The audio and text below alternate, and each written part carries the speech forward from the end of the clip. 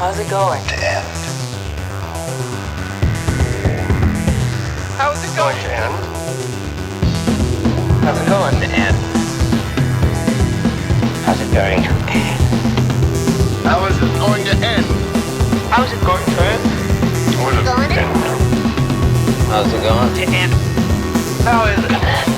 How's it going to end? I was wondering that myself. What is going on, everybody? Welcome back to How's It Going to End? How you doing? That's great. Today I am joined by Austin Archer once again. How you doing, Austin? Rocking and rolling, baby. Ready to head into more multiverse chat. This is pretty funny that the two of the four we've done have been about Vin Diesel and the multiverse. Yeah, That's man. pretty funny. The Vin Diesel verse and the multiverse. We got to talk at some point about Vin Diesel making Justin Lin quit Like jeopardizing his mental health during Mental Health Awareness Month? I think it's so funny that clip came out and that you were like amazing. sharing it on Twitter, and it's like Yeah. such an awkward clip of him being like, Justin, what do you think about the movie we're He's like, making? it's great. And he's so visibly uncomfortable in yeah. the clip. And it's and like then, a Facebook Live too, which is like Yeah. only Vin Diesel would contact people, like fans through a Facebook Live. And then like a week later, Justin Lin's like, I can't work with I'm this out. guy. I'm out of here. I've done the last 5 of these things and I want to fucking kill myself. I'm out of here. Yeah, no, I mean, you know what? Good for him. Good for him for taking that fucking stand against this lunatic. Good luck to I already forgot his name, Louis something. He did the Incredible Hulk. He did some other things, but good luck to that guy. Good luck. I mean, you're taking on Fast X, man. So you better take care of At it. least he only has to do one. Like hopefully. Yeah. Hopefully. Just like I just gotta do one and they done. end this one, and Vin Diesel's like another Facebook Live, and to 5 more, man. I mean, would you not just say yes to all that money just to be like, it's fine? I guess. Like I mean, I'll at that deal point, with Vin Diesel for a few months and I'm gonna make $30 million. Like yeah. That's hilarious. I don't know if that's how much the director would make. Maybe like 10 million. They have to make a good chunk of change. I mean, but also Yeah. the majority of these movies now is like the budget's going straight to the actors. I mean, they have Right. Brie Larson and Jason Momoa in this one, and I don't know, a bunch of other people probably. But yeah, no, this is going to be the one. Fast X follows Fast 9, the Fast Saga. It's so fucking stupid. Dude, It's so I can't believe they didn't call it FX. That's what it should have FX. been. Yeah. Someone said it should have been called Fast 10, Your Seatbelt. Fast 10 your seatbelts. And if you know Damn. what, like if Vin Diesel had any sense of fucking humor or like humility, he would have called it that. But he had the Fast X, sort of like that other movie I was in, XXX. You know? I mean, Fast X makes sense. Like it's in line with the kind of franchise that is, which is it's appealing to a certain kind of guy, a certain kind of machismo, a certain kind of like lack of self-awareness. It's guys that go to AlphaCon, like guys that go to AlphaCon. That's their favorite movie franchise that's ever been made. You know, Jesus. All right. Yeah. No, we are going to talk about Doctor Strange in the Multiverse of Madness. I saw it accidentally opening night. I went to go see, I think you heard about this. I went to go see The Northman, and I was the only one apparently that had a ticket. And my theater, the attendant who was cleaning was like, "You here for Multiverse of Madness?" I was like, "No, Northman." He goes, "Oh yeah, well, it didn't sell. I think you were probably the only one." So Jesus Christ. we're going to show a reel of Doctor Strange. And I was like, I've never had that happen before. He was like, "Yeah, it's the majority of the theaters in this location are already kind of showing it." And I was like, "Yeah, why not just pad the top of that?" It made a $500,000 in its opening weekend. So yeah, definitely let's throw all the theaters we can, all the screenings we can to this fucking movie. A movie that's I wholeheartedly have it's so funny. I've never been more conflicted when it comes to talking about a Marvel movie. I really, really enjoyed it. And at the same time, fuck this movie. Because I'm so upset that it's literally, it's like weeds going over everything and like holding on to everything when it comes to the fucking theater industry. Yeah, before I start talking about it, I need to get into I got to get into my Sam Raimi look here. Give me 1 second. Do it. Can you see that? Oh, nice. It's not big and it's not doing I got enough. my But you got what would you call that one? Yeah. I got the Sinister Strange and you have the a little bit of red glow here. It's just good. to give me a Sam works. Raimi vibe. Yeah, I feel the same way where I'm like, as a as an entry into the fifth phase of the MCU, it's among the more different and original entries, and it was really fun to. I always like when the MCU lets a director be be themselves and like give the movie a sense of identity, of individuality, and like even though it's like it was sort of a little bit of a retcon what Taika Waititi did with Thor Ragnarok, to just sort of be like, it's now this, like Thor is now this, and it was a very like, and then shift. For it to happen the same with Infinity War, and then again in Endgame, but like but that movie is so many people's favorite movie in the MCU, because it's just like, it just has and it also still, if you watch the arc of Thor and his movies, it's like, it still works. It works that like, part of his arc is taking himself less seriously. There's learning, there's a very, and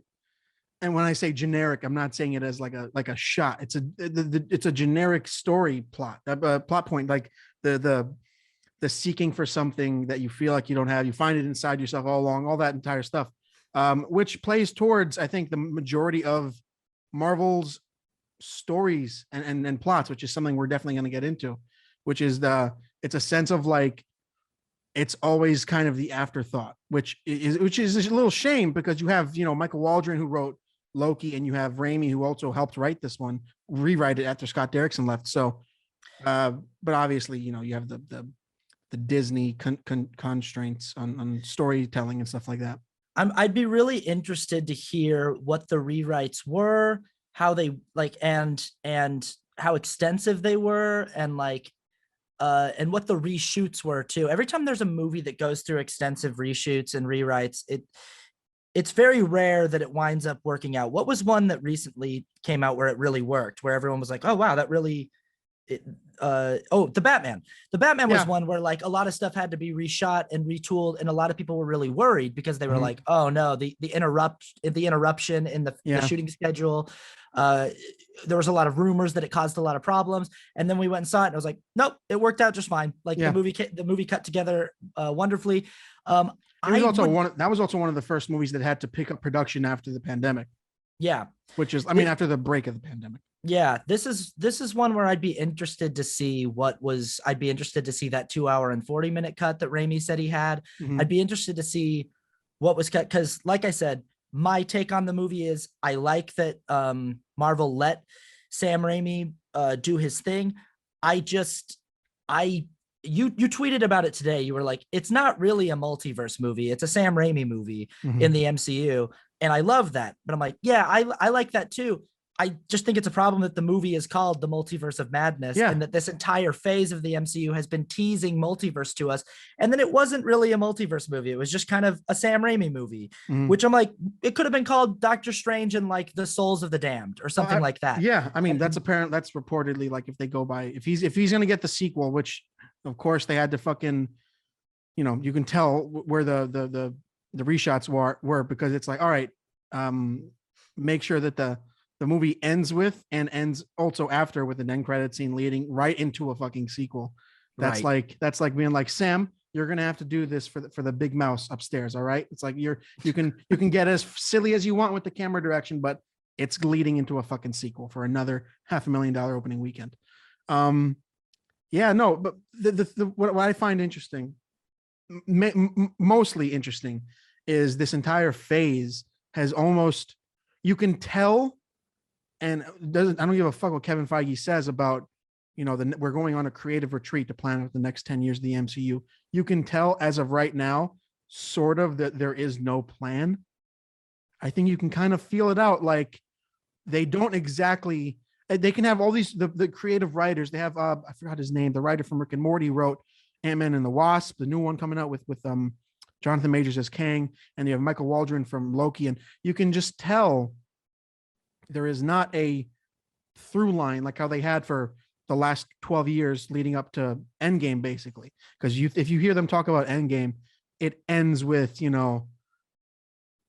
whatever, like Tony Stark snapping everyone out and then dying. Like that was the plan for a good while. And right now, I don't think there's a plan, which is why I think that this is the most creative the Marvel Cinematic Universe has been, starting off with WandaVision and leading up to now with into the Multiverse of Madness. It's like aesthetically, this is amazing to me. It's amazing. It's more of a it works better as like a sequel to WandaVision than it does. That's why some were saying it should have been called Doctor Strange and the Scarlet Witch. Boom, there you go. Yeah, like it, or even have it be a Scarlet Witch movie and Doctor Strange is in it. Like have it be that. Like have it be her movie. I think like it's I like her arc. I like the character's arc. I like how dark her arc is. I like that Wanda is sort of this tragic figure in the MCU who never really gets to like have her day. Like she gets these moments like an Endgame where she gets these little glimpses, these little moments. Yeah. But really her character arc is just sad. Like she just, every time it looks like stuff's going to work out for her, it doesn't. I like that they lean into that and that they allow it to just be. Do we need to say while we're talking about this that like we're going to be talking spoilers? Like, well, right now it's all going to be pretty generic shit, and then this is generic shit. All right, then we'll go. Okay, so I won't say anything yet, but like the fact that they lean into that in this movie, I like all of that. It's just the fact that I keep going back to this metaphor of the MCU being the most expensive TV show in history, which is what it is, and the most profitable TV show ever. It's just a very big expensive TV show that has 2 or 3 episodes that come out every year and everyone goes and watches them in the theater. But it's a big TV show. And like any TV show, there comes a point where the TV show just like has seen its best days and it's into like bonus seasons where they're only keeping it going because it's still profitable, because people keep tuning in. So it's like The Walking Dead or anything where it's just like, as long as people keep watching this, we're going to keep going and we're going to keep like keeping these actors and this crew employed and keeping people paid. And like, even if the show has long since past its best days, that's how this whole 5th phase has felt, is like the series has jumped the shark and it's going to continue going because there's no way they can stop it. It makes too much money. It's too much of it's too big to stop.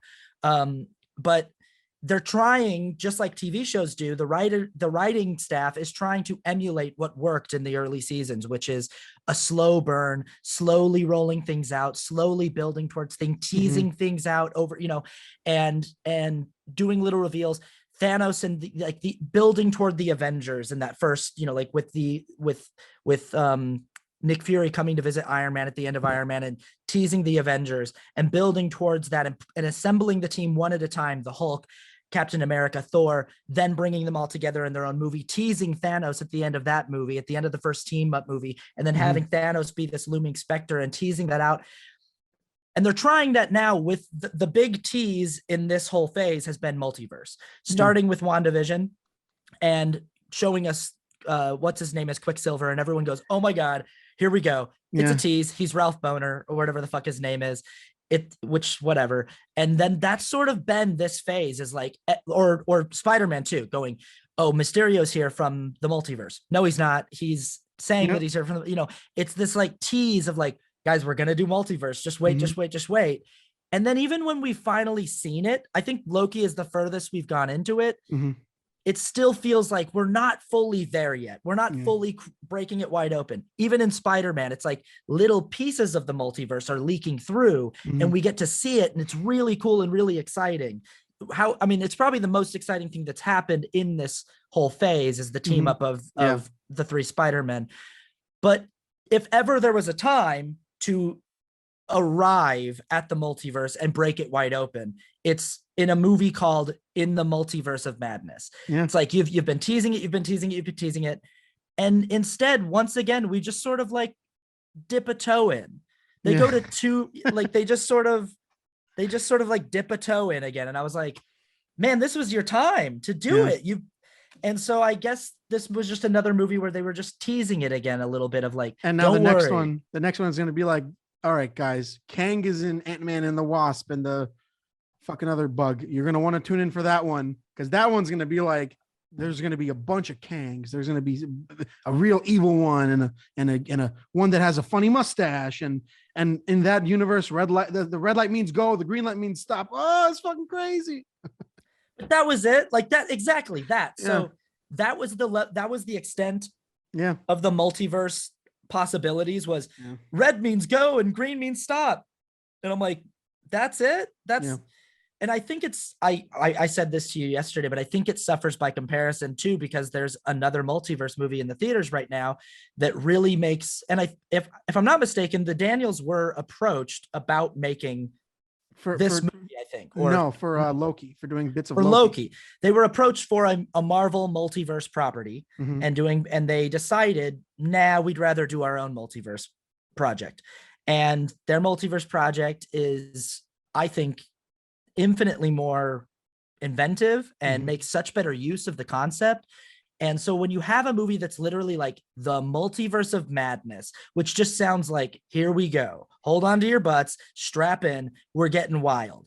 And you've got Everything Everywhere All at Once out in this at the same time, a movie that has hot dog fingers and animatronic raccoons and butt plug fight scenes and dildo nunchucks and like, and you've got that movie that's wild and all over the place and heartfelt and beautiful and just insanely well put together and inventive that has a fraction of the budget of Multiverse of Madness.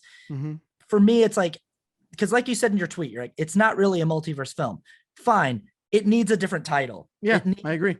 And also it's part of a phase of Marvel movies that have all been building toward seemingly this moment. What I love most about this sort of realization is that, like, I think more with, especially with this film now, Multiverse of Madness, than of the last however many movies, people are like, I think this story was a little blah, which is something that like is not unique to just this movie.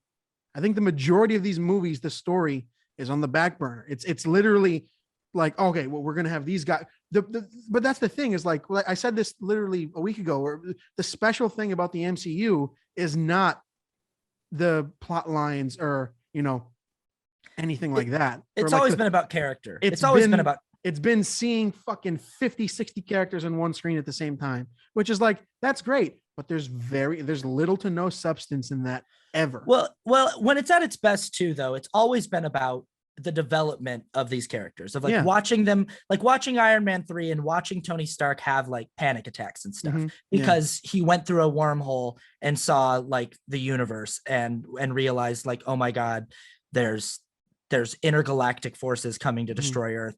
And now I feel the personal pressure of, so like watching him have panic attacks and like in Iron Man 3, that's when the MCU is at its best, it's about watching these characters experience new things and grow and change. And it's never been like, the plots have always been string cheese. The plots have always been just loaded with holes. And but like the character development, when it's at its best, that's what I'm drawn which is to. why the what's so profitable about these movies is the character, and seeing them for a prolonged amount of time, seeing them interact with each other, seeing them kind of deal with these things. And you know what? They've been well rewarded for those types of movies. And it's, you know what? It's they're interesting, they're fun. You get to see these characters interact and they make fucking billions of dollars. So why would they think, all right, for our Multiverse of Madness movie, let's go all out? It's like, well, no, like they can see like, all right, what we have to do is, I guarantee you, I bet you if they had Scott Derrickson on, it would have been like, he was reportedly pushing for a hard horror vibe to this movie. Like Sam Raimi has a very specific kind of horror vibe. People are saying this movie should have been rated R for fucking children. It's ridiculous. You're a child if Sam Raimi popping out a octopus eye going like, did you notice that, by the way? It made a little, it went like that. The eye popped out. And I was like, that's Sam Raimi. Fuck yes. Also, that's it's all just I like, want. you haven't seen a lot of rated R movies if you think this is a rated R movie. It's ridiculous. It's like, all right, let's also show them Scott Derrickson, the black phone, and let's see what they think about that. So that's what's been the funniest thing to me is like, I mean, truly, and it feels like a shitty thing to kind of like flaunt. Like I've never walked into these movies expecting like, a story that'll wow me, I'm always fucking praying for some filmmaker personality. So when you have Sam Raimi and you don't confine him creatively, that's all I could fucking ask for. I also had heard some reviews saying that like it's not a cameo fest, so that really lowered my expectations on the multiverse-ness of it all. Because I think a lot of people were like, we're going to see fucking Tom Cruise as Superior Iron Man. We're going to see, you know, the Fantastic Four from 2004. We're going to see they're going to bring in Ben Affleck, Daredevil. Apparently they asked him and he said no, which is like, I don't believe that story at all. I don't believe they actually asked him about it. But you like, that's what people were walking into. Like, not only the idea.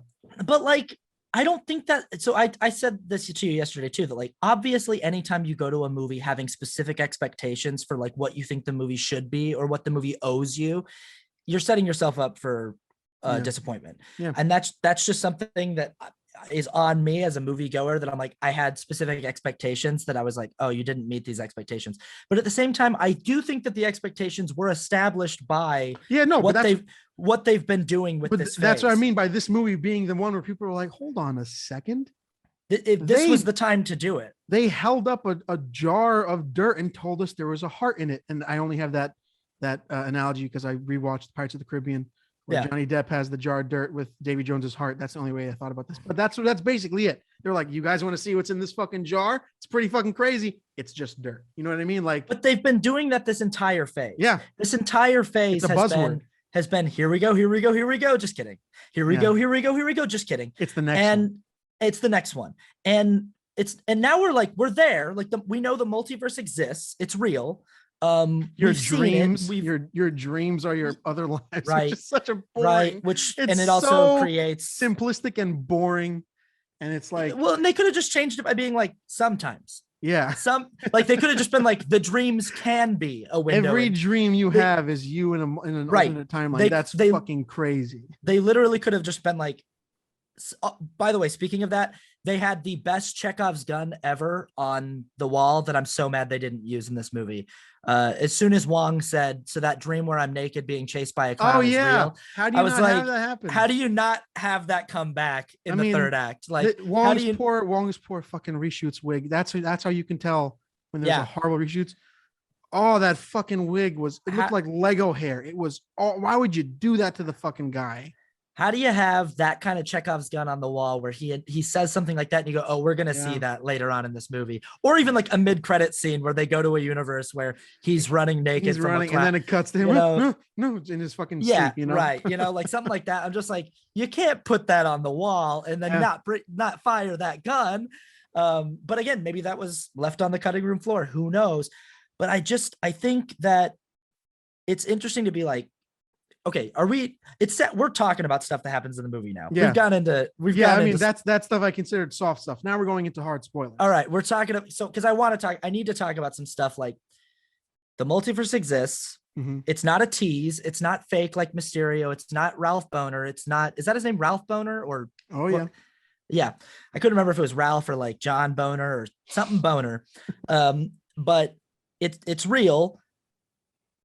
But then you're going to take me to a place I was thinking when I was watching this movie, we were like 30 minutes into it and we hadn't left our primary universe yet. And I was like, boy, we are getting into this movie and we haven't started verse jumping yet and I'm using terminology from Everything Everywhere. Yeah. At some point we need to start moving between universes because there's a lot to get to. And then they move to one new universe. There's a really cool montage where they move through like 12 universes, which I was like, I want to see all of them. Yeah. I want to see all of them. Paint, you don't want to get stuck in the paint universe. Yeah, the paint universe, the cartoon universe, that's really, really exciting. We land in the second universe we've got. So we have our primary universe. We land in number 2. And we spend the next act of the movie there. They just stay there. Yeah. And then we only get to one other universe before the end of the movie. And I was like, man, that's it. Yeah. And in this other universe we go to, they do introduce some really exciting, cool stuff. Reed Richards should be a really exciting thing. Seeing John Krasinski as Reed Richards should be really exciting. My problem with it is he doesn't do anything. Yeah. He doesn't fucking do it. Like, it's like here's my if I were to pick at something in the story that is the the crux of what really bothers me about the story is because I personally, I think like the momentum of the film is kind of like really fluid. I think that you kind of start with the running and then you end off with this like kind of exhale of like, you know, a sigh of relief in a way. And I had no problem. I think that like the movie flew by for me, and it's a short one too, but it flew fucking by.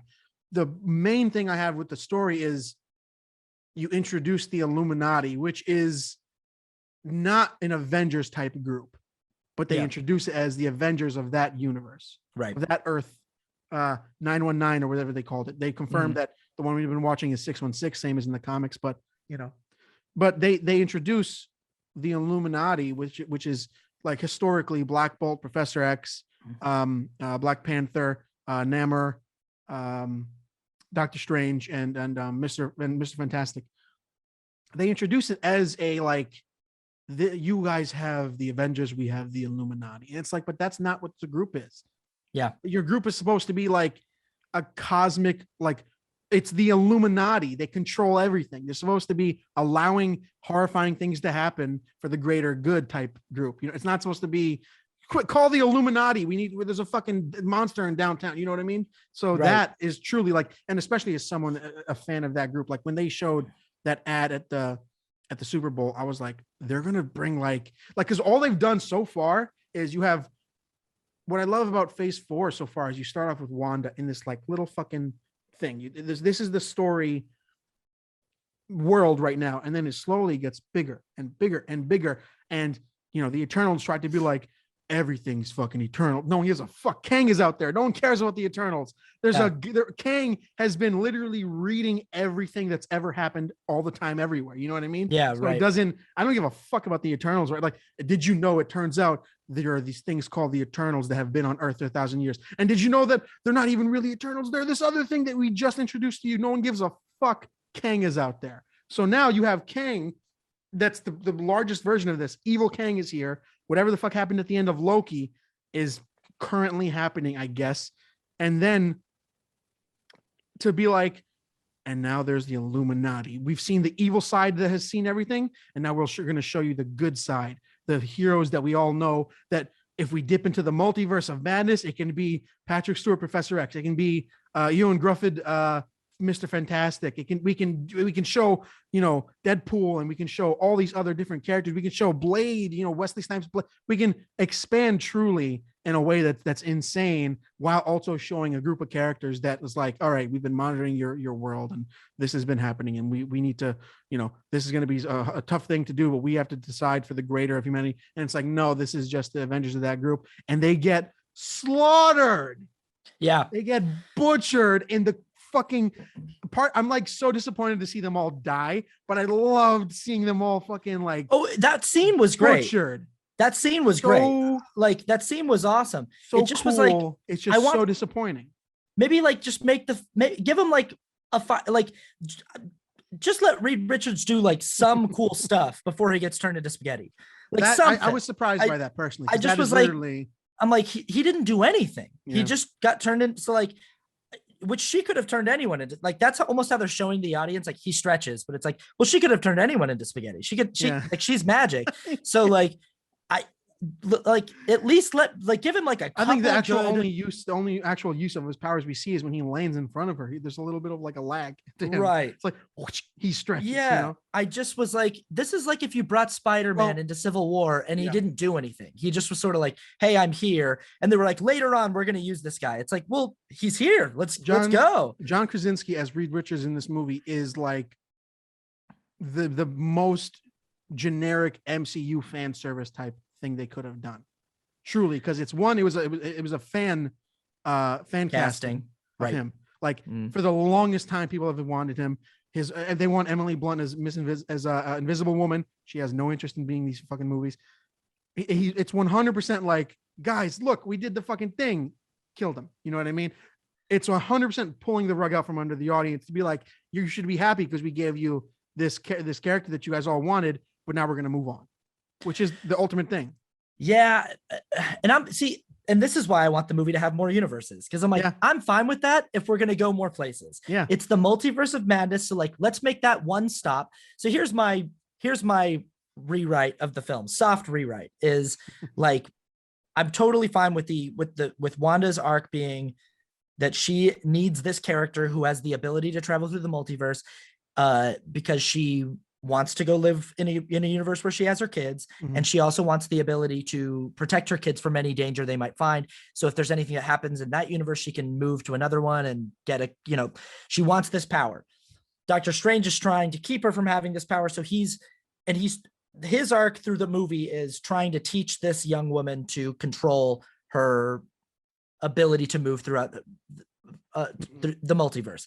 And they're running from Wanda, who is dreamwalking, chasing them through these different universes. Yeah. She's dreamwalking using the Darkhold. So you can almost have the same plot where she's using the Darkhold to dreamwalk, but instead it's a chase movie where they're literally running through different universes. Yeah. At one point they get stopped in a universe by the Illuminati, who says, we've been monitoring your actions. We've been seeing you move through the multiverse. You're causing a lot of problems. You're creating a lot of issues everywhere you go.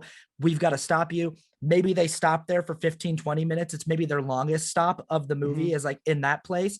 And Reed Richards shows up there. But like, I just need to see if he's going to be a quick, like, look at the audience and go, look who it is. It's John Krasinski, but fuck you, he's dead. The movie needs to keep moving on to more places. But nope. The fact that it's just, that's all we get. That's our only taste of the multiverse we get. And almost what I feel like Marvel is saying is, don't worry, we've got a Fantastic Four movie coming out and he might be the guy and you might get to see him do some cool stuff later. I'm like, well, how about now? Or just show, like, so people who said, well, at least it wasn't a cameo fest. I'm kind of like, if ever there's a time to do a cameo fest, I think this is this movie. This is the time to be like, hey, here's fucking Tom Cruise. You know what I mean? This is the time to like really just, you're Marvel, go nuts. I'm almost like, I mean, I feel like the only universe we actually went to is a universe where Sam Raimi made a Marvel movie. And I'm kind of like, yeah, we're in Sam Raimi Marvel universe. And that's cool. And I like that. But like, how about a multiverse movie in Marvel where you go Grindhouse style or Sin City style, and you go like, Quentin Tarantino is going to direct a short film in one of the universes. Robert Rodriguez is going to direct one of them. Michael Bay is going to direct one of them. Wes Anderson's going to direct one of them. And you do literally like, we're stepping into vignettes of like different styles of filmmaking and different, just like Spider-Man Into the Spider-Verse is like film noir, anime, Porky Pig, like Looney Tunes, like this really, this mixture that's of the real kick in the ass is like, not only so far has the MCU been drugged the fuck out when it comes to the multiverse, it's literally a buzzword at this point. Like if you want a billion people to tune in, you just got to say those words. It can be compared to an infinitely better film and an infinitely better animated film that is handling it like so well that already has 2 sequels coming up, that it's like, oh, if I want my multiverse fix, I'll go watch those. You know what I mean? Right. And which is a shame, because you could have, I mean, you're the MCU, you brought in like 50, 60 characters for Avengers Endgame. You could have brought in, flashes of it. Like if you want to, like, we know they're capable. Is that montage where they're falling? That's really the multiverse of madness. Right. We know they're capable of balancing a heavy load of characters, because again, talking about how the MCU at its best has been about character, not necessarily plot. Civil War is a great example of like a team up movie where the plot is loaded with holes. It just like the Zemo's plan is just like, it's so contingent on everything happening coincidentally the right way in the right time, but like what we're there for is the airport fight scene, which is just one of the coolest things that's ever happened in the MCU, even if it doesn't make a lot of sense, like even if character motive, like it's one of the most fun things that's ever happened. And what we're also there for is like the rift between these characters and what that's going to mean going forward. It's about character. So like even the I really like the Wanda arc and the way that they resolve it in this movie, and the fact that that feels like it comes full circle. That feels like it really pays off. I feel like with Doctor Strange, the writers are a little bit stuck on his Achilles heel is his ego and his need to get over his ego. And I'm like, that's what it's been. That's been, that's what it's been. We're going to throw in a dead sister that we didn't know about until now. Which also which is why he's helping him. It's why he's helping America Chavez, is because he wants he doesn't want to fail another young woman in his life. That part killed me too. It felt so thrown in and tacked on. And also I was like, wait a minute, hold on. This Doctor Strange in this other universe also has a sister who died by falling through the ice. I was like, wait a minute. Wrong. It was a brother. I kill you now. You know, like it's right. Also just like, or no, I have a sister, but she didn't die that way. Like she died in a car accident or she's still alive or I killed her. Like, like I just was like, wait a minute, hold on. He just thought, oh, this guy will know that obviously in this universe too, our sister died from falling through the ice. It's like, no, in some universes, you're not, in some universes you died as a kid. In some universes, like I just thought that was lazy writing. I saw someone also bring up the idea of, you have Loki, and Loki has like, not every variant looks the same. Maybe there's a couple that like where your atoms, grew the same way and you look exactly like this other version of yourself, which is great. Which like, I mean, as much as I love Futurama, like that's the Futurama alternate universe type thing is they all just have like different colored hair. But in like Loki, you have different people, which is interesting. Something I could also, trepidatiously connect is the Flash TV show having Ezra meet Grant Gustin, and it's like, oh shit, in here too they're not the exact same people, just with like variations on themselves. And then why would they have to be because that's what people are. The earliest forms of like the multiverse is like, oh, he's Batman from another universe, but he's got long ears instead of short ears, or he's got no ears and his ears are on the sides of his head, and that's the variation. But when you think about the multiverse, like the odds that your molecules form the same is so mind-boggling. So it's so cool to think about stuff like that. So you have Loki, where sometimes he's an alligator, sometimes he's a gruff one, a child that didn't grow as fast. And then you move to No Way Home, where it's like, oh, sometimes it's Tobey Maguire and Andrew Garfield, or it could be another Tom Holland out there somewhere. Who gives a fuck? It's a different variant. And now it's like, oh, well, we don't want to cast someone else to be Doctor Strange because everyone knows Benedict Cumberbatch. So right, exactly. We'll have him be with no goatee, with a really long goatee, with sharp gray, the worst haircut I've ever fucking seen. If one of the if two of the Spider-Men we've already established are Tobey Maguire and Andrew Garfield, why would there not be? And like they just could have had so much fun. And Sam Raimi, who's good at having fun, who's funny, they could have had so much fun with just like, I mean, fuck, like you can cast whoever as the other Doctor Stranges and make it a cameo fest. Like have whoever the fuck you want be a different Doctor Strange, and have it be, funny casting. If you're going to have the shortest Marvel movie in a while and call it Multiverse of Madness, and not have it be just like a clip show, basically a cavalcade of insane cameos, and, because if we all already know that the backstory, the story is on the back of like everyone's minds, you just fucking light it on fire, go crazy with it. You not only can you make those moves now because you've acquired fucking Fox, you have a filmmaker like Sam Raimi that you can just say, hey man, we're gonna put no restraints on you other than the story has to lead into another fucking movie. Yeah, I mean, again, expectations, like my bad for having expectations, but at the same time I'm like, it's also my bad for having expectations, but it's also what the MCU with this current phase has been telling us. They've been telling us it's all about the multiverse. It's all about this build toward, at some point we're going to break it wide open, and we've been teasing it. When they announced the title of this movie, everyone instantly went, that's our destination. That's the place where we're going to finally go in, and it's going to be wild and nuts. And again, it just felt like they just showed us the beginnings of what's possible, of like somewhere out there's different versions of Professor X, and some of them have the cartoon wheelchair that that you grew up with, like from the comics and the cartoon. That's exciting. And which means that somewhere out there's a Wolverine wearing the yellow costume, like somewhere out there's Cyclops with the blue, and like somewhere out there, and they're teasing all of that. But I'm like, cool, but in this movie, could you show me a little bit more and just have more fun? And I would argue, I don't think it's a coincidence that once they start producing TV series, the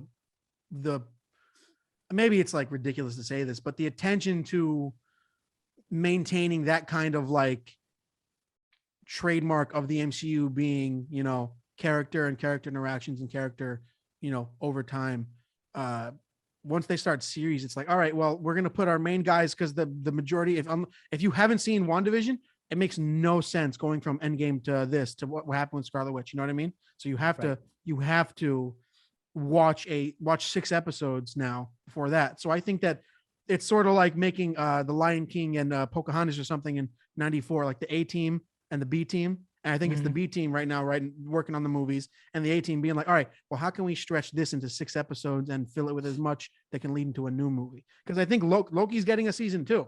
And I think if we're really being serious, that's going to be the most of the multiverse we're going to see. You know what I mean? I think I'm just getting tired of the tease. I'm getting tired of like constantly feeling like, here we go. Like, I just am like, what a great, again, as a Sam Raimi MCU movie and as like a completion of the arc for Wanda, and a continuation of the Doctor Strange dealing with his ego story, it works and it's fun and there's a lot of fun stuff. And I'm glad that Sam Raimi gets to have his fun with the demons. And I think one of the most fun parts of the movie is when Doctor Strange commands the souls of the damned and becomes it's like not the a master Sam of the Raimi dark movie arts unless you take over an evil version of yourself, man. He has to what was it, dream walk into his corpse. And when you do that, especially when you do that through a dead body, you have the souls of the damned come and try to force you out or whatever the fuck they were doing. They had high-pitched voices like demons and Evil Dead. And he commands them and he turns them into a cape and he turns them into and it's like, this shit, I can't explain. Like, truly, the last thing on my mind was everything that this movie could have been. And in the front of my head, I'm thinking like, I had a huge fucking grin the entire stupid movie. I was so I don't know, man. It's so, after being deprived of personality in a movie, to be flooded with personality and be like they totally got me. Being like, hey, you wanted some fucking silly camera shit? Well, we're going to put everything else over here. It's going to kind of be lackluster, but you're going to get some fucking insane, insane, truly Sam Raimi shit. What about the odds that in both of these multiverse movies that are out right now, both of them feature a point late in the movie and late in the third act where our main character gets a third eye? So like that happens in Everything Everywhere. She gets a googly eye right here. What? I actually have a couple right next to me. Yeah, hold on. Yeah, no, that's hilarious. How interesting is that she gets a googly third eye and he gets a third eye and So is that Sinister Strange the one from the animated What If? That's the other thing about this movie is it literally just seemed like they were like, hey, did you guys watch What If? We're going to do a bunch of that stuff. And I'm like, cool, but you've already done What If. So that's where I also thought that the creativity was lacking, was like, they were just like, a lot of the ideas in What If we're going to do like zombie versions of characters and Peggy Carter being Captain, I don't know what it is, Captain Britain or Captain. I guess it's Captain Britain. Yeah. I don't know what her name is, but Captain Carter, I think is what they call her. But like those are ideas we've already seen in What If, and they just sort of recycled them for this movie. And I just think, man, you could have done anything. You could have done anything. You could have and so Doctor Strange going into a dead version of himself, commanding the souls of the damned to be his cape and his extra arms and stuff. Very creative, very fun. But again, it's like one stop that I would have liked on a movie that includes 30 different stops of wild, unique choices. And I think a chase through the actual multiverse for me would have satisfied and scratched my itch more of what the MCU has been building towards. It just feels, it's another thing too, like to use the TV metaphor, whenever I watch a TV show that lasts for too long, there comes a point where I get tired of characters, of plot being progressed by characters making really stupid decisions. Like, even though that's always been a staple of the show. So like The Walking Dead, for instance, it's always been a staple of any zombie show that in order for the plot to progress, people have to do really stupid things because the zombies aren't actually that hard to kill. You just have to kind of be an idiot. So like people just do dumb things, like somehow don't hear a thing that's like really loud coming up behind them very slowly in the woods, and stuff like that. And that's how people get killed and turned into zombies. And that's how the plague continues to spread. But after like 7 seasons of it, you're like, I'm tired of these people continuing to make really stupid decisions because they should all know better at this point. And it's hard for me to keep watching them make stupid decisions. And that's how I feel about the MCU right now, is like the entire plot of No Way Home is people making really stupid decisions. Oh yeah. This movie has moments where I'm like, nobody closed the door to that, like that little in between place where the book, the book of Ashanti was, and they go through that little door. No one closed the door, like the door that only Doctor Strange can open, and they just left it open for Wanda to come through. I was like, come on, guys, nobody closed the door. Like, you're just like, oh shit, we forgot she was right behind us. And that if we closed the door, we could have like potentially. But that's how the plot progresses, is characters who are supposed to be among the smartest people in the entire universe making really, really stupid decisions. And that's always been a part of the MCU. But it's just like, as it goes on, I'm like, I want them to make less stupid decisions. I want the plot to be progressed by characters having to like problem solve in interesting and surprising ways, not because someone didn't close the door, but I think I'm getting too nitpicky with movies that aren't meant to be that. You're supposed to accept going into an MCU movie that there's gonna be silly plot things, and that's a staple of the franchise. But I don't know. I think it's just an overall frustration with being like, I'm tired of you teasing me, and I feel like this writing is getting even lazier than it's traditionally been. Yeah. You well, know? I think that you're finally like sort of just taking over my point of view at the moment. Truly. Yeah. Because that's, I mean, as someone who's always been a nitpicky bitch, there has to be a point where I have to be like, all right, what you're seeking from these movies, they're not going to give you, because they're not trying to give you that.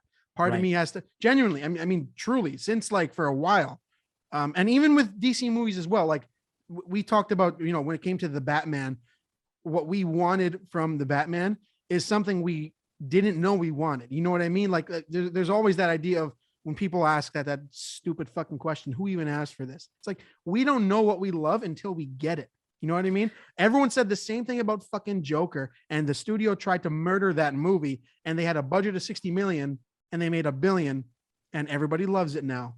And the next Joker, it's like, good luck, because you got to be like this guy. It's there's that sense of like, you have to literally, at least what I do when it came to Multiverse of Madness, truly, I was like, oh, so they're gonna go nuts. I remember when they announced it at some type of con during the summer a couple years ago. They put all the titles for the next phase. I was like, oh, so it's gonna be fucking crazy. That's cool. That's great.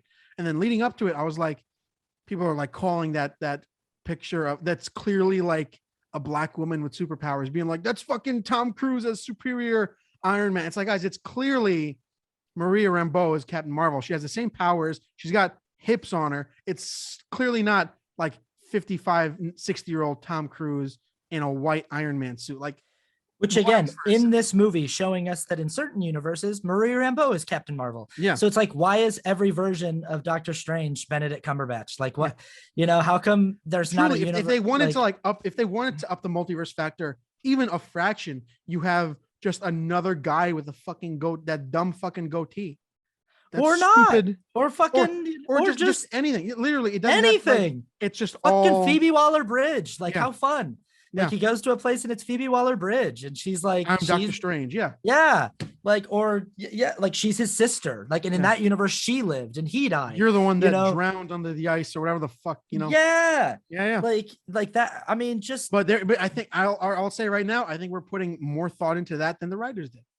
That's what I'm saying. Is I'm like, I don't going back to expectations. I'm like, I don't think it's wild for me to have expected you guys to have gotten more creative with Multiverse of Madness. Like, I think you are the ones who gave me that expectation. Yeah. You've been laying a roadmap and dropping breadcrumbs to this point. This feels like the arrival point. And once again, you said like, not yet, not quite yet. Come back for the next one. Trust, we're getting there. It's good. Like, the next one's gonna have Charlize Theron as some fucking lady in a green suit. I have no idea who that is. No idea who that is. No idea who Harry Styles is. Are you afraid of whatever the fuck? He's like, I got a third eye. I'm not afraid of shit. And he jumps in.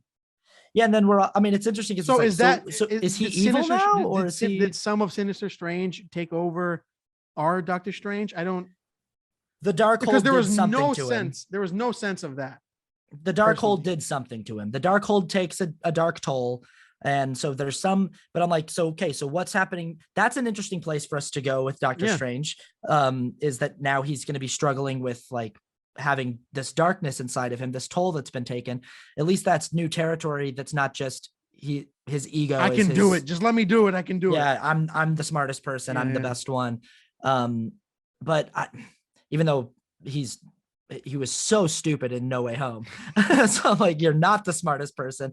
If anything, it would have been interesting to see him dealing with the fact that he fucked up so bad in No Way Home. Yeah. How interesting would that have been for this movie to be So like? my question, here's something that I found interesting is when they're talking with America Chavez and she's housing down the pizza, she's like, brings up the multiverse. They're like, yeah, we've had some issues with the multiverse. Like recently something happened with Spider-Man. So if you're a citizen, if you're Doctor Strange, even and all the information of Peter Parker being Spider-Man is gone, but there's no, like, people don't know, like, hey, who's that Spider-Man guy? What do you mean Spider-Man? Like, Spider-Man exists. He's a character. He helped in the fight against Thanos. Like, I guess this is all prime knowledge.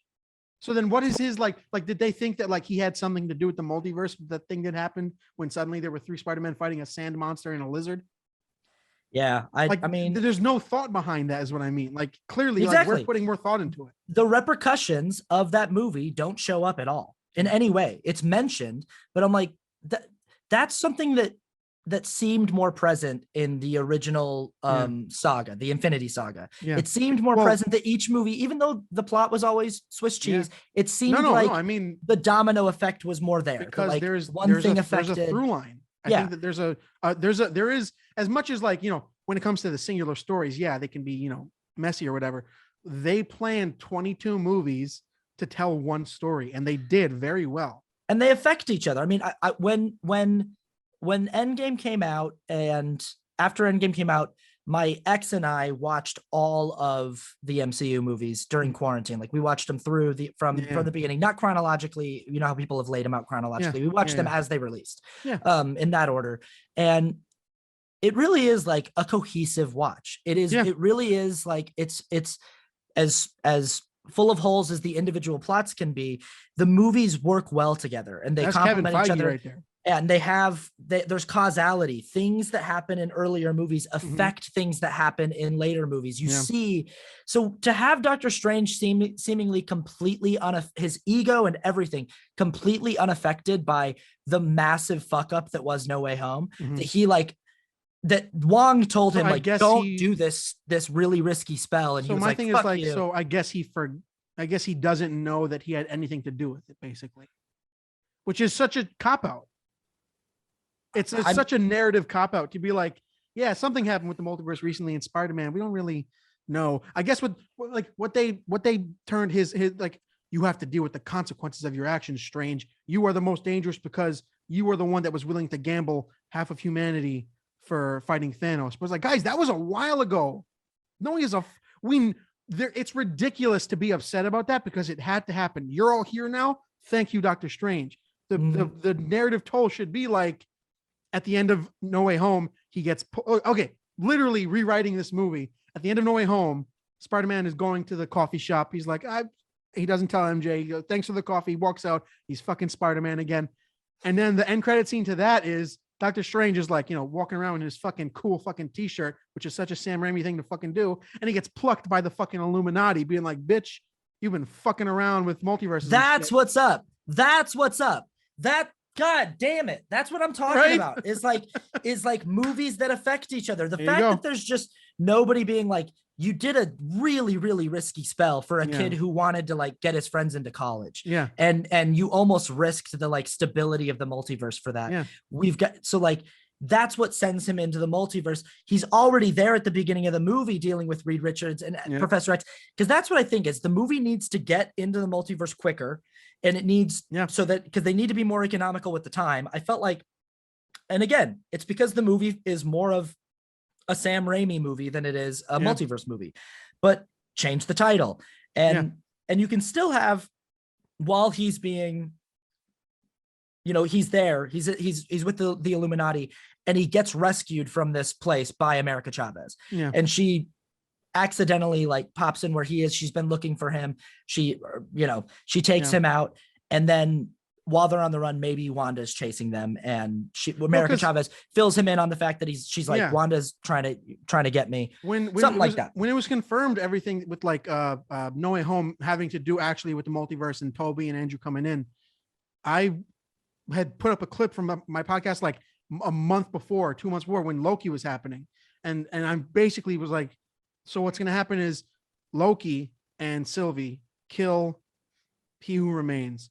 It untethers like what has been holding together the multiverse, which has been one fucking like a infinite amount of like strings just twisted like this long ways. Now they're all fucking crazy. So you have these two other Spider-Men popping in by magic, but also like they're popping in now. And at the same time with Strange, like the narrative was like, oh, Strange is gonna have so much to deal with now. Like that was the joke. Is like, boy, you got to put your gloves on and get ready to fucking clean, because now you have Tom dealing with Toby and Andrew. Wanda is like, now's my chance to go get my kids. Which, by the way, I've been seeing a lot of people being like, this totally undermines what happened in WandaVision. It's like, guys, did you watch the last 5 minutes of WandaVision? If you are doing a bad thing, like if you're being a bad person and you get reprimanded, not reprimanded to how you should be, she took over a fucking whole town. But if you're like, you better fucking learn what you take, like, learn from this mistake. She's like, I will, I promise. And then as soon as she gets that hint of like, no, don't turn around. You can do this. You can get what you wanted. Every human being does that. So the idea that like, this is her personality now, she is so desperately unhinged that she's like, you know what? Now's my chance. And I thought that was an interesting reveal, in that she had been sending all these demons after America Chavez in the multiverse through, whatever she's been doing, whatever she's been doing with the Darkhold. And she's basically killed like a bunch of Stranges, which is like, adds so much character like interaction, where now you can be like, oh, she doesn't give a fuck about you. You're just another one that leads to her fucking kids, which is just another thing that he has to deal with. But it's like, no, we're gonna. And we can explore that even more if we go to more places. If she's chasing them place to place to place, and finally there's a confrontation where he's telling her, Wanda, we're friends, don't do this. And she goes, dude, I've killed you 2,500 times in the last like week. Like you're just one more person. Like you don't understand how insignificant you've become in my mind. Like there's nothing special about you. Like I'm trying to get, and she's a person who has seen so much loss. And she even she says in the movie, she's like, I blew a hole in the man I love's head for no reason. Like it didn't amount to anything. But if she's really going like, it's the Joe Butapaki thing of being like, seeing everything. I was just about to say, seeing everything has made me realize, oh, it doesn't you're not important. Like you're not special, Steven. And also, if you want to have an arc about Steven's ego and how his ego is a problem, having him see, you're not the center of the universe. You're not the smartest man in the universe. You're not like, there's an infinite number of you out there. And some of you are really stupid. Some of you are evil. Some of you are not even powerful at all, are just like a guy who like never, and like seeing that he's just one of like Rick Sanchez, that shit, and have him become a little bit like disillusioned with his own, image of himself. Even though Rick Sanchez always still thinks that whichever Rick Sanchez he is, he always thinks that he's the prime one. The rickest Rick. The rickest Rick, which is like, but like you can do that too. I just think that, as a Sam Raimi MCU movie, it works. As a wild ride through the roller coaster ride through the multiverse, it's very underwhelming, incredibly underwhelming. Yeah. And leaves a lot to be desired of like, man, we could have done anything. And we got a glimpse at Reed Richards and the old 1990s cartoon Professor X. Cool. Yeah. All right. Yeah. No, I totally understand, man. Yeah. I need to talk about those fucking kills, just because it's the most infinitely more gruesome than like, people love to point towards the beginning of Infinity War and be like, he snapped Loki's neck, but it's like, that's like the cuddliest version of what could have happened, I think. After seeing this, especially, I mean, for one thing, this is the only connection they have made in the movies and anything to Inhumans, including Anson Mount's Black Bolt, which if you haven't seen Inhumans, have you? No. It's terrible. It's so fucking bad. And this is, I'm being polite.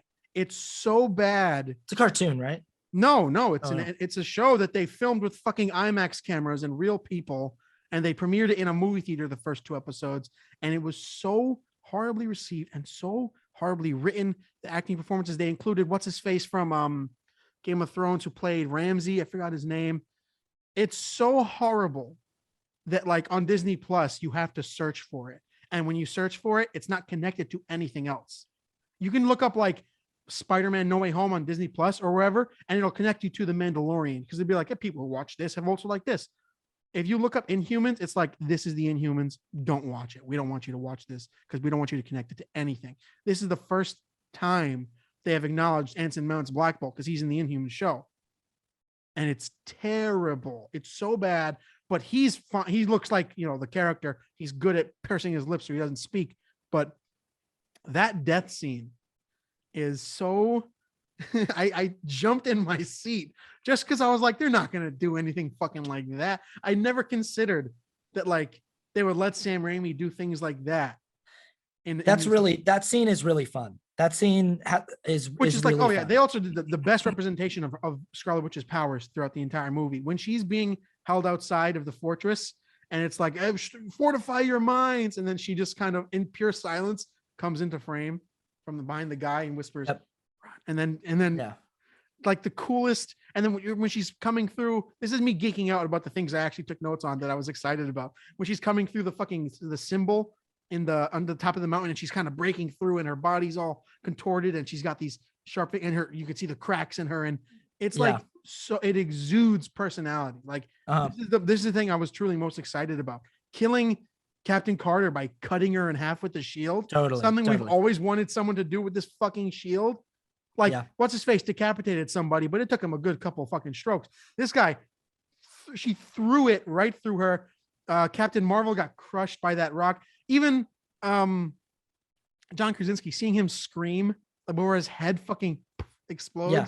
That is the shit that I was like, they've never done anything like this before. I'm so happy. Yeah. No, that was really fun. Really fun. And there's a lot to really enjoy and sink your teeth into and like.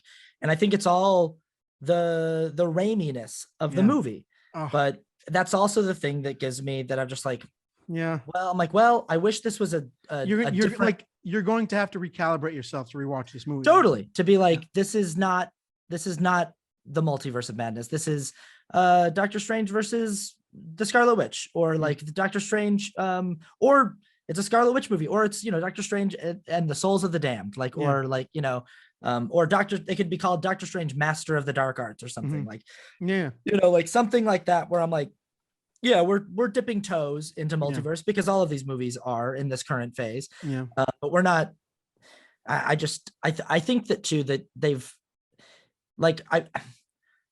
there's so many moments in this movie where you can tell they built it for people to cheer and clap the way that they've started to do that. And I don't know about you, fucking awkward when nobody does. My theater was silent and silent the whole movie. And I think it's kind of a thing where it's like, hey, you guys have shown us some of the biggest team ups in comic book movie history, and they've been massive and huge, and they've landed with right at the perfect moments, and they look so cool. When you just have John Krasinski show up and be like, hey, I'm Reed Richards, and then you sort of like pause, I'm like, it just doesn't have the same effect. Oh yeah, by the way, 100% a reshoot. Yeah, it has to be. Like, this is what I mean. Like when I tweeted the other day saying, like, when you know that you can plan 10 years of movies, but based on whatever's happening at the time, like, you're going to tweak and you're going to rewrite and change everything. 100% when they see $1 million opening weekend or however much it was for No Way Home, it's like, all right, guys, we're gonna listen to the fans, and we're gonna put in a John Krasinski, Mr. Fantastic. That's great. Go fucking crazy. Go crazy with it. Yep. Go wild. Like, have a fight scene where the Illuminati really gives their best shot to Wanda, and they maybe even feel like they're getting the upper hand. And then that's when I knew, when they said, like, you have that whole point where Maria Rambeau goes, "We can handle your witch." And part of me was like, so is this like the Illuminati, or it's like you guys have the Avengers, we have the Illuminati? I'm like, oh, so you guys are fucked. She's gonna rip through you, and I'm excited to see that, but also like, oh, the waste of the Illuminati, because now it's like they named their name. Like there's gonna be a group in the future that's like they named their name after us. We are the Illuminati. It's like, all right, guys, it doesn't hurt. No. And that's what it feels like. It feels like they're going, don't worry, we've introduced the concept, the idea of these characters being out there, and since it's infinite multiverse, we can bring them in any different shape or form, or with different actors or whatever, whenever we want.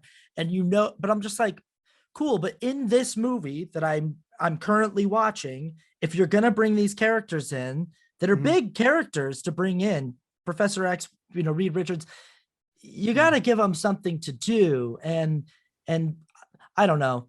I want to at some point talk a little bit about how this movie outdid Everything Everywhere All at Once in one weekend, a movie that's Everything Everywhere All at Once. And there are people being like, fuck yeah, they made more money that you in one night in your entire run. Fuck you, small movie that had nearly like less than a fraction of the budget and name praise and all that, and isn't attached to a giant multi-billion-dollar, $25 billion franchise.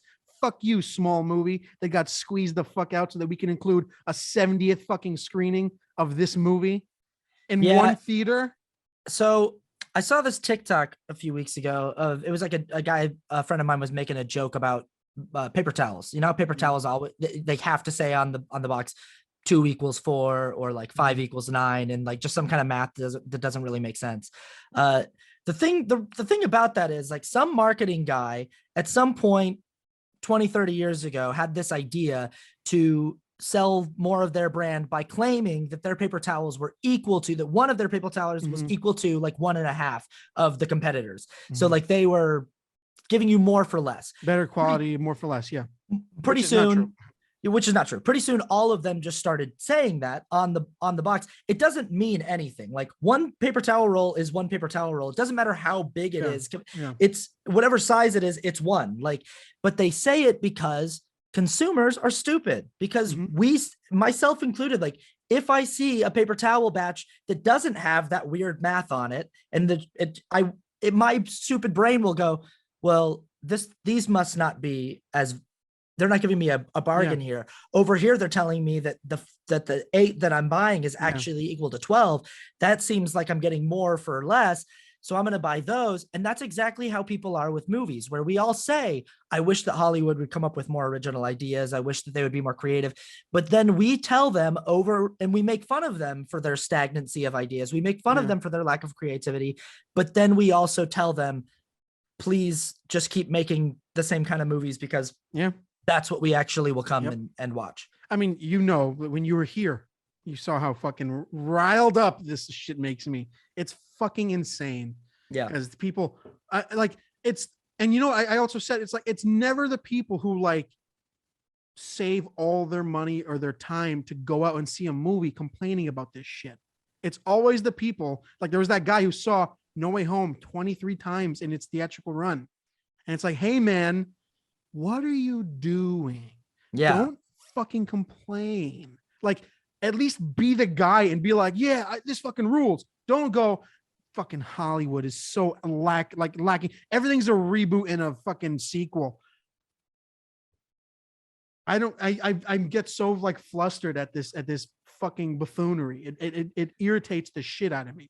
Yeah. You saw a movie that was about other movies 23 times. That was just like about like combining other movies from your childhood into one movie 23 times because you loved the nostalgia of it. I don't know. I just think that it's like, who the fuck cheers on the multimedia conglomerate? What kind of person is like, fuck yeah, stomp on those underdogs? Like, it's like rooting for, like I said, it's like rooting for the Yankees in the late 90s when they were doing nothing but winning. They were the bad guys in all movies, right? Because they always won and they were the richest team. Yeah. It makes no sense to be like, fuck yeah, you're already like having a shitty, tough time in the industry, which is why I fucking love Jamie Lee Curtis for being like, you know what, guys, for talking about it, at least for saying anything. She said a lot, being like, our movie looks better. It looks better, and it's a fraction of the budget, and it's got none of the name recognition, and it's got like, who would have fucking it's got better action sequences. It's got infinitely more interesting concept, like the way they dove into everything, the way the story is told, the emotional connection. Hey, I connect to these people I never met more than this character I've seen for the last 6 years. What are the fucking odds? You know what I mean? Yep. And but what, it's like the perfect time to be like, show someone Doctor Strange in the Multiverse of Madness, get their genuine reactions, which the majority of the genuine reactions being like, that was creative looking, but it was lacking in like legitimate substance. All right, quick, now watch this other movie right now that's incredible looking and full of substance and full of creativity and has an like interesting concept, and not only like has an old Asian woman as the lead, which is like, yeah, you have Short Round from Indiana Jones reprising his role, like just starting acting again because he was like, I want to fucking get into acting again after seeing Crazy Rich Asians, being like, fuck yes. Like it's a formula that is so unlike anything. And then meanwhile, hey, would you look at that? The MCU formula, let someone down for once. You know what I mean? Yeah. Yeah. Oh, And people are going to keep going to watch it. I mean, like I'm always like gonna go. I'm always gonna, that's exactly what I said. It's like, listen, like I did not want to see it opening weekend. I was so, I'm also buying paper towels that have the weird math on them. Like I do it. I participate in it. I was so anti seeing it opening weekend because I was like, listen, they're not going to miss me. I don't want to sit in a crowded theater with people fucking cheering because one, can't stand that shit. Be quiet. You're not landing an airplane. And by the way, when you land in an airplane, don't fucking cheer either. Shut up and sit down.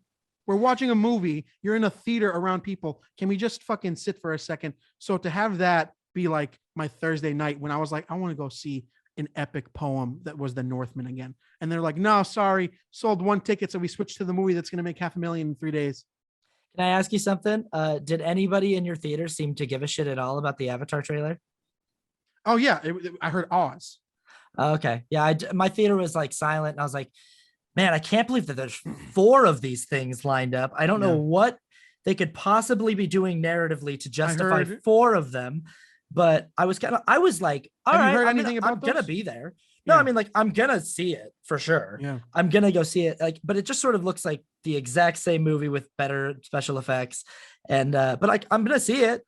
Yeah. But it just, when you wait 10 years for a sequel to come out, it's like I just was sort of like, yeah, okay. All right. But the theater wasn't like, yeah, like no. I never thought that they were gonna come out. So what I got in my theater, which is what I've heard from some other people too, is like, whoa. Which is like, I mean, you're seeing computer generated, beautiful, amazing imagery. So I mean, it looks gorgeous. Yeah. Hey, and you know what? That first movie, but that's the movie that you go in with. It's like, all right, I'm preparing my eyes for a feast. Whatever else is there, it. I like. It's kind of like I made a TikTok recently about like how if you approach your day with little to no expectations, something as simple as like getting your coffee order, like if they know your coffee order at the coffee shop, that'll be like the peak for your day. And it's kind of like that when you have to go into with some of these movies. I legitimately went into like Multiverse of Madness being like, listen, please just let Sam Raimi have some personality. Because what I heard was before I saw it, it's like, oh, this is a Sam Raimi movie. And part of me is like, what? Did they let him like, just control the camera like a ghost once? And then people are like, I didn't like that. This is so Sam Raimi. Because that's the majority of how these MCU movies go when a fraction of personality is introduced. But this is like 90% Sam Raimi in this movie when it comes to the aesthetics. It's absolutely a Sam Raimi movie. And that's really, really fun. And I think the MCU needs more of that. I think they need more of like letting directors with a big point of view and a big personality like do their thing. But I just think it falls short of being what the promise of its title. And part because I went into this movie, there was that like whole theme not at the time, a couple years ago, where it's like, all right, now we're gonna have or I guess recently, what's his face, fucking Mark John, who did No Way Home and the Spider-Man trilogy. Webb, or no, Mark no Webb? Webb did, or no he did Andrew Garfield's movies. John Watts. John They Watts. were like, he's gonna do Fantastic Four too, and I'm like, guys, just because he was at the helm of a fucking profitable IP, you don't put him onto another one because you're making the same thing. You're making the same tasting thing. You're making food that tastes the same that just makes $1 billion. And congratulations, you're making $1 billion, but fuck, give it to someone new so they can put something new into it. So to have a Doctor Strange movie with Sam Raimi, it's like, that's the best combo. Please, I hope they let him do something with it. And thankfully they did. And thankfully it's the only truly remarkable thing about this movie. Yeah. Yep. I think I've said all of my things. Yeah. I think I've gone through them. Yeah. But I mean, yeah, totally. I'll watch it again. with I don't think I'm going to see it again in theaters. I was just about to say, I'm waiting until it goes on digital because fuck this movie when it comes to its box office. Yeah. Fuck it. But I'll watch it again, and I'll probably at some point watch just this whole new phase once they've got it a little bit more fleshed out as like a thing, and see if it works as its own little phase. So far, I feel like this phase is a little bit disjointed and all over the place, and just sort of teasing cool ideas a little too much without payoff for my taste. And it also just feels to me like the TV show is just losing its sheen. Yeah, it's losing. I mean, if we're being completely honest, it's pretty natural for like a 15-year long franchise. Yeah. It's like, it can only last so long to be like, you can only like, hold up a specific amount of weight for so long, which is why, like, Feige talking about we're going on a creative treat to plan with the next 10 years. It's like, all right, that sounds good, because it seems like you need a plan. It's an experiment that's never been done in the history of cinema, and it's a really interesting thing. That's why I thought the completion of it at Endgame was like such an achievement. 22 films over 15 years that really worked cohesively and that had like a really, really satisfying ending. Like, it's never been done before. It's really, really satisfying. I think they're getting a little greedy, and it's like the reason why James Bond works as an idea cinematically is they reinvent it every 5 to 10 years. Every 5 to 10 years they go, that's the end of that character. That version of James Bond will be back in a little bit with someone new and a new batch of movies. Well, that's the thing with like, collectively known IP, which is like, if you're doing this new thing for the first time ever, which is a cinematic universe that no one else can get right but you have to prepare for the idea of like it getting stale for like because a good while. It's refreshing and interesting, and then sometimes at some point, unless you maintain some sense of like narrative creativity or just creativity in general, you're putting out stale bread at some point. Because they sustained it so well for so long. Like they did and it's so impressive what they did. Yeah. I just feel like they're at risk of tainting the entire thing if they're like unwilling to stop at some point. Yeah. If they're completely unwilling to just at some point go, that's enough. We've told enough. We've gone as far as we ever need to go with these actors, with these particular versions of these characters. Let's do something else now. I just think if you're unwilling to ever stop, again, it's beyond ambitious. It's an interesting idea in and of itself to be like, we have no plan to stop. We are just going to keep going and just see how far and how many different areas. How it's fleshing out right now. Which is like, in and of itself is like, okay, interesting. No one's ever done that before. No one's ever had a TV, but like, look at any TV show look at the fucking Simpsons. It's one of the greatest TV shows of all time. And it's been beyond its prime for the last 17 years. Yeah. And they're not going to stop. They have no plans of stopping it. They have no reason to, they have no reason to stop. No reason that isn't like a monetary reason. But it's like everyone who grew up with The Simpsons and who loves The Simpsons and who loves those first 13 to 15 seasons, it sort of has this asterisk on it where it's like, it's still a thing that's continuing to go. And I'm so beyond caring about, I've been beyond caring for a long, long, long time. They're still going, and more power to them. People are employed there, and Fox is willing to continue to pay those people it's one of, it's like just this property that's not going to go away. But like, it is kind of weird and sad artistically that like these characters are just seemingly never going to die, or at least until Dan Castellaneta and Nancy Cartwright and Yardley Smith all die.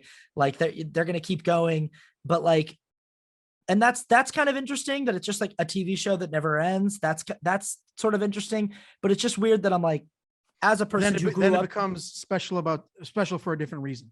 It becomes special for a different reason. For that reason, which it turns out isn't all that special. You know which what I mean? It turns out is just kind of like, yeah, cool. It's amazing that it's been going for 30 years, but I don't care about half of those seasons, about half of those years. Like they're just not. So like if in 20 years, the MCU is still going with a continuation of this narrative in this universe, it'll be like, wow, interesting that you guys were able to sustain that. But I'm sure I will have checked out. And I think, frankly, I think the majority of casual viewers will have checked out, because I'm always starting to check out. Well, that's what I mean. It's like, I think there's a difference in like literally there's just a huge divide in the people that see these movies that are like, I have to see fucking Doctor Strange 23 times, Spider-Man No Way Home 23 times, so that I need to help them with the box office. There's literally people like that. There's that type of fan. And then there's the people who are like, yeah, I don't know. This one was starting to check out. I'm going to see the next thing, but I'm going to check out. There are Simpsons fans who are keeping that show alive. There are people who are their life is The Simpsons. They are diehard about The Simpsons. When they go to Universal Studios and go to Simpsons Land, it is their mecca. There are those people who are keeping that show. There's enough people watching, probably like 200,000 people, I would guess, in the United States who are watching that show. And it's enough on network television for them to keep it going. But I'm like, I don't think that's going to be enough to keep the MCU being a box office titan. At some point, even me, who's seen every single MCU movie in the theater, I'm going to go, I think I'm done unless you guys. I already know. I mean, I know I have my uncle who got me into like movies and comic books, and ever since I was like really little, he has long checked out, and he is, when it comes to like casual fandom, he's the ultimate casual fan. If it sounds interesting, he'll see it. If it sounds all right, maybe he'll see it in theaters or not. The majority of the time, it is like gone. Like, I'm not going to see that in theaters. I'll wait till I can see it at home, which is like not a bad mentality around consuming when it comes to this type of thing. Yeah, I just think that now that you've opened up the multiverse, I think there should, if it were me going on this retreat to plan the next, I would say, let's have an endpoint. Kev, let's have an endpoint in mind for Universe 616. Let's have a place that we can feel comfortable leaving that universe behind and going, we did so much with it. We really explored the shit out of it. And let's just utilize this multiverse idea to go somewhere else and start over. And let's, but in that way, you can have the continuation of the continuous continuity of, and you can also reinvent and go like, we can do new takes on all of these, but like, and maybe all together just go, maybe in this next phase, let's not have to have everything be interconnected too. Let's do kind of like DC and allow movies to just be. I think that's what hooked in so many people in the first place. I think that is going to be harder to leave behind than leaving the 616 universe behind, honestly.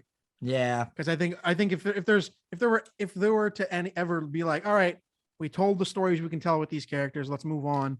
I don't think it'll be like, all right, let's move on here and then to here and then to here. Let's try these things out. I think it's going to be the same. Like, we know what makes a billion. We're just going to relocate and start here again. Yep. Yeah, probably. And, you know, and maybe the idea is that you just have to accept at a certain point, like, we now know the novelty of the MCU is well worn off. We now know what it is. It's an established thing. It's no longer like this crazy wild idea. It's the norm at this point. It's the norm. If you cannot establish a cinematic universe at this point, you're a flop. You know what I mean? So that's, you know, so like, and that's just what it's going to be. And there's always going to be people who are going to show up and watch. And some people are going to go, I think that's enough for me. And maybe that's just what we need to accept. But I don't know. I just, as a real big fan of comic book movies, I just am kind of like, it also just feels like a bummer that I'm like, I would love to watch a new Iron Man movie with someone else, with a new story. I would like, or a new Captain America. Like Chris Evans' tenure was great. it was a wonderful arc for that character. Let's see somebody else. Let's see something else. Let's see a different take. Let's see You know what a this different. reminds me of a bit is the what's it called? The resistance against binge watch. It's kind of yeah. similar to that to me in that people are like, what's, you know, one thing that's a plaguing Netflix series is they put up all 10 episodes at once. Whereas like now So everyone it's like, tunes in once a year to watch their favorite show for Yeah. 2 weeks, and then they watch other things. well, Yeah. that's what I mean is like, but now the resist, like the backlash against streaming, like, or binge watching is like, hey man, you know, the novelty of having every episode immediately has worn off. And now it's back to the novelty of like, you know, Moon Knight tomorrow. I can't wait to watch Moon Knight tomorrow. You Right. know what I mean? Like it's completely We found out changed. that And we they- actually like that model. and We actually moved into that arena when it came to the series. And it's like, you know what? That's the A team right now. Is like, guys, we have to plan a solid, which it's very rarely a solid 6 episodes of a story of a character. They got that coming up. Moon Knight just ended. They have Miss Marvel coming up soon, which, you know, I think is going to be the first Muslim comic book character in okay. in live action. Mhm. I'm not sure. It's one of those firsts. And the guys who worked on that also recently just filmed the Batgirl movie with Leslie Grace and J.K. Simmons and Brendan Fraser. And that's, you know, I think that the casual fan, I mean, who am I to fucking say I'm a casual fan, but the casual fan now is like, oh, I'm going to go see these projects helmed by people that I'm interested in rather than Just blows my mind the that there are people. franchise. Yeah. Blows my mind that there are people who don't like, who thought that the Batman was a bad movie, or that like, I just am like, I mean, you want to talk the- about fucking obsessive fans. Like the Batman there is are just people who, yeah, such a better movie than any movie in this current phase of the MCU. It's just not even It's not close. even It's like, it's not even close. it's Not even like, yeah, but whatever, you know, that's just yeah. yeah. All right. Well, this was, I think maybe depending on your whether you're a pessimist or an optimist, this is one of those episodes that's going to get you on the blade. Yeah, for sure. I'm interested to hear what people say, because yeah, it's like I do like letting a guy like Sam Raimi do his thing, and how the nostalgia of that style and everything, and the shot in the arm that it gives the MCU to have that different feel, especially after like bringing Tobey Maguire in. It's like, cool, well, like Tobey Maguire was in the last one, and here comes the guy who made the Tobey Maguire movies. Yeah. You know, like there's a Now there's a whole continuity there. movement trying to get Spider-Man 4 made at Sony, Yeah. which is like, Yeah. Sony, if you're going to throw any kind of money around, bro, you're going to rake it in. Yeah. If you say, hey, Sam Raimi, here's all your old, we have all your old notes. We have them in a safe in the basement. Here you go. Let's do it. Let's go rock. do it. Oh, but I need to say every end credit scene should be the Pizza Papa. Every single one from now on, forever. I don't want anything leading into commercials. I want, after the credits, Bruce Campbell to say, it's over. And that's it. Yeah. Forever and ever. There's Pizza never going to be a Papa. better one. There's never going to be a better one. That's what they used to be. Remember? It was like, if you stuck around, you'd see the Avengers eating fucking shawarma. And now it's like, come to the theaters in 6 months exactly. And then that's the end credit scene. Right. It's like, right, fuck right. off. I want it to be ridiculous. Nothing like that made me, I left the theater so happy, even just from that alone. But yeah. Yeah, that's great. That was great. Fucking love Bruce Campbell. All right. Where can they find you, Austin? Your pal Austin on Instagram, Twitter, and TikTok, yourpal_Austin. You can find my podcast, People Pleaser with Austin Archer, on Spotify and Apple Podcasts. Austin Archer on YouTube. Yeah. All right. And you can follow this podcast you can watch it on YouTube and my YouTube channel, Comedian in the Cinema, or you can listen to it on Spotify, Apple Podcasts, wherever you listen to podcasts. At How's It Going to End? You follow me on Instagram and Twitter, Comedian in the Cinema. And that'll be it. See you guys. And next episode is the episode you're going to want to listen to. That's the good one. The next episode, Austin with some gray streaks in his hair is going to show up, and he's going to be from the multiverse. Yeah. Stay right. tuned. All right, I'm gonna cut it there. Thanks for showing up, man. Thanks, dude. I'm gonna bounce. I gotta turn my AC on. I'm cooking in here. Sure thing. See you. So later, dude. Bye bye.